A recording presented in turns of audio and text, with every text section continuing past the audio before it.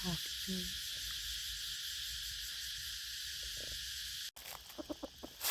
้โหดีหายไปนับเอาห้องไปเล่าดีกว่า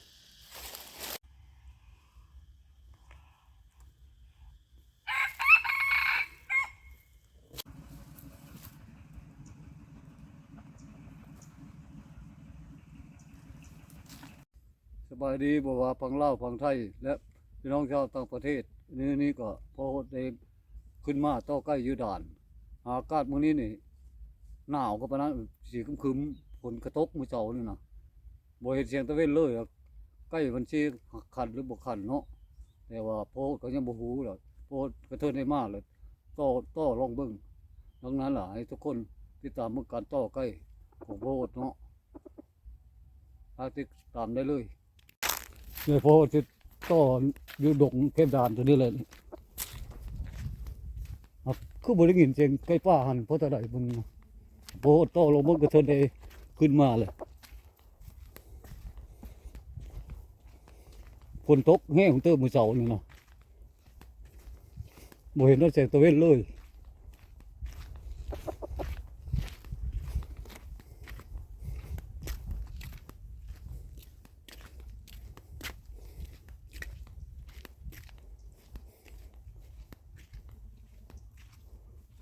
พอที่ต่อจะลายตัวนี้เลย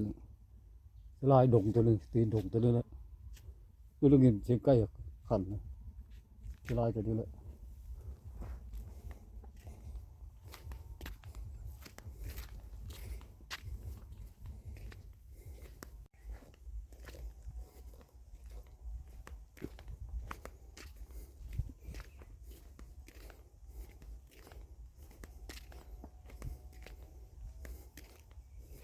นี่ทุกคน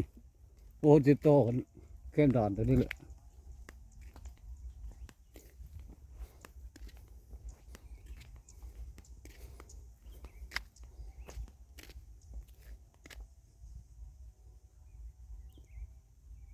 ไม่ใช่เคยหัน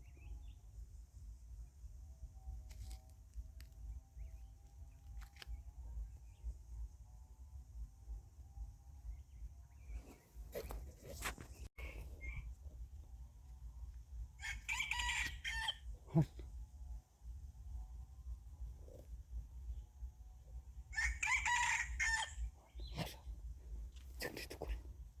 เชิญ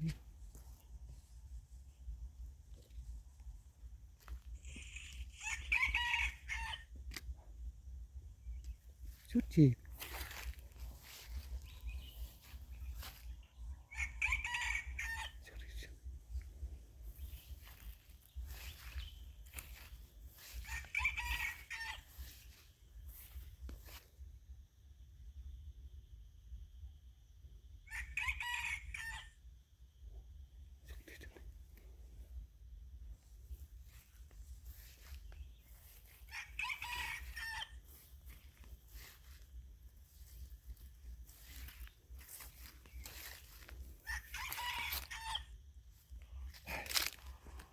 ชิมชุดจี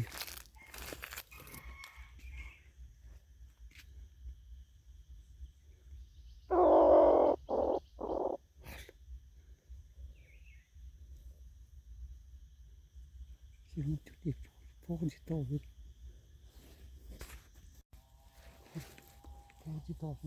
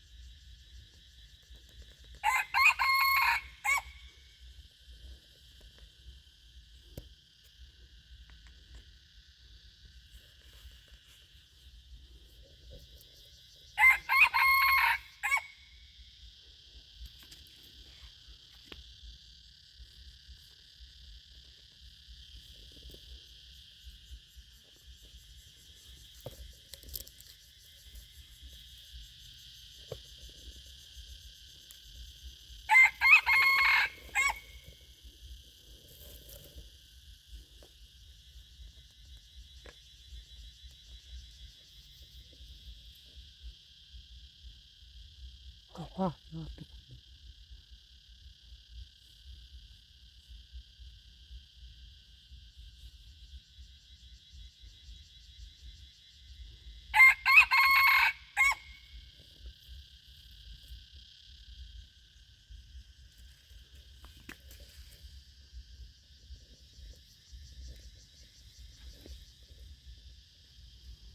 ว้ายทุกคน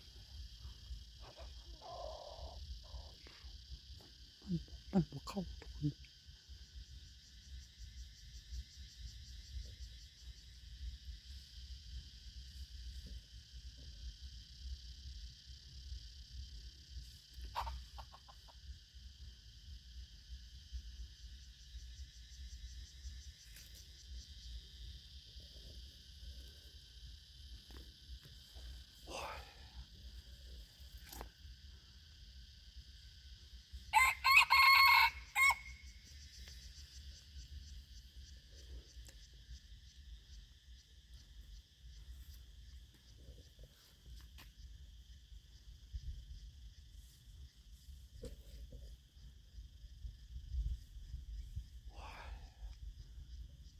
มันบ่มาไปต่อทุกคน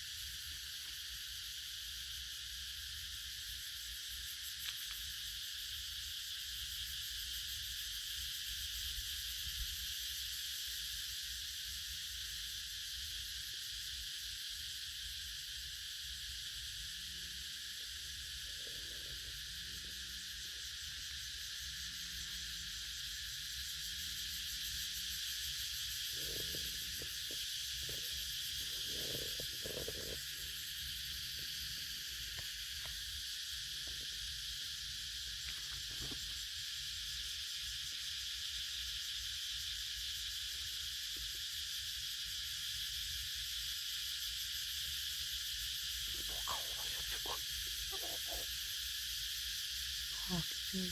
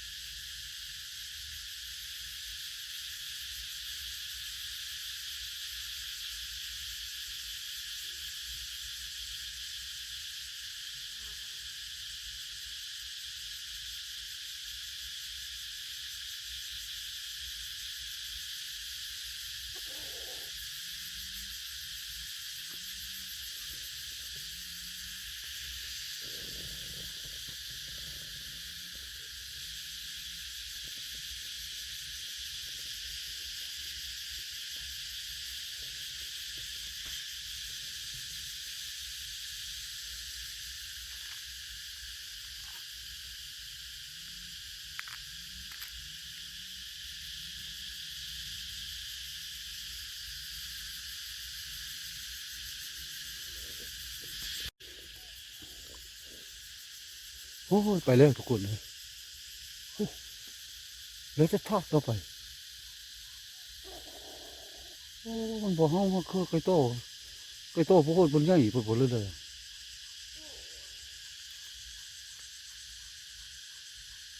มันบ่มาถึงโมงซ้ำมันบ่ฮอดโมง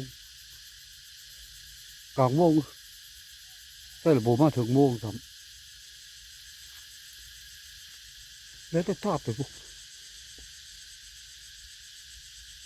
ได้ก็บ่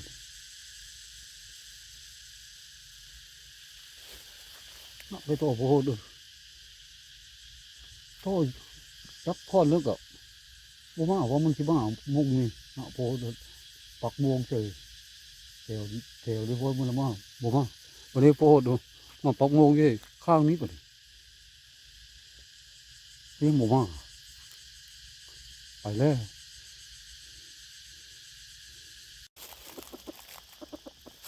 โอ้โหดีหายไปนับเอาห้องไปเล่าดีกว่า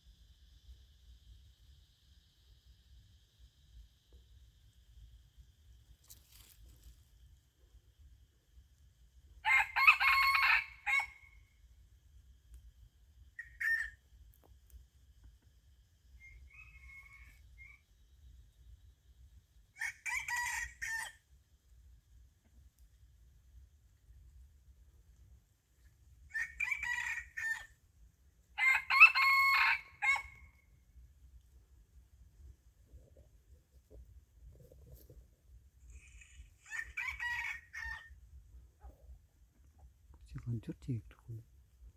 ไปแล้ว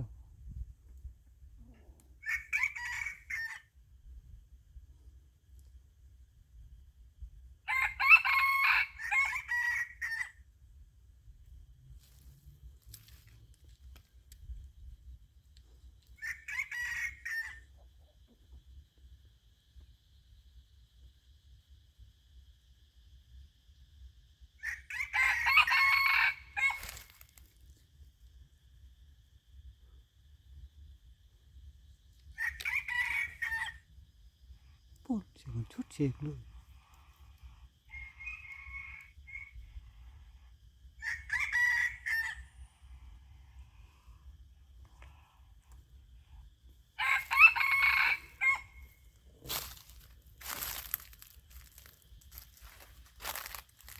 เชื่อกันชุดจีกทุกคนเลย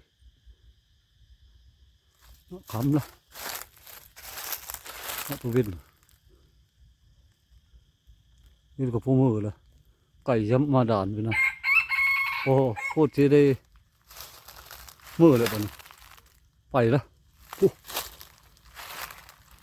เชียงคันชุดเชียง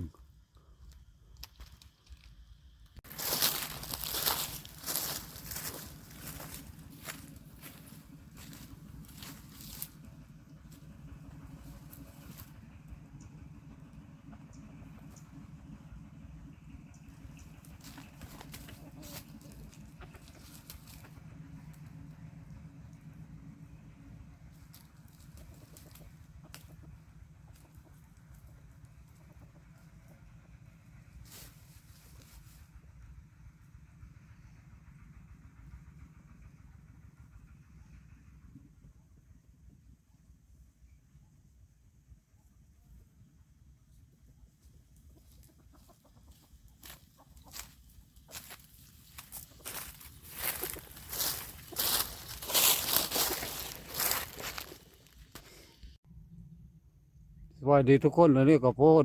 ขึ้นมาต่อใกล้อยู่ด่านมื้อนี้เนาะ อากาศก็ครึ้มเบิดมือเลยพอมาต่อเข้าใกล้ป่าแต่ว่ามันบ่มาใกล้หมู่ก็โพดล่ะ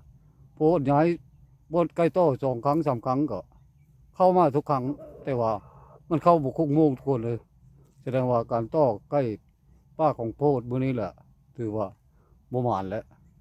บ่ได้เนาะมื้อหน้าลองลุ้นกันไหมแต่ว่ามื้อนี้ลุกบ่หมานแล้วมื้อนี้น่ะเฉพาะคลิปนี้ก็ขอโจ๊ะเพียงจำนี้ทุกคนคลิปหน้าพบกันใหม่เนาะท้ายสุดนี้ก็ขอให้ทุกคนกดไลค์กดแชร์กดติดตามคลิปของพ่อโหดเนาะเพื่อเป็นกำลังใจในการเฮ็ดคลิปต่อไป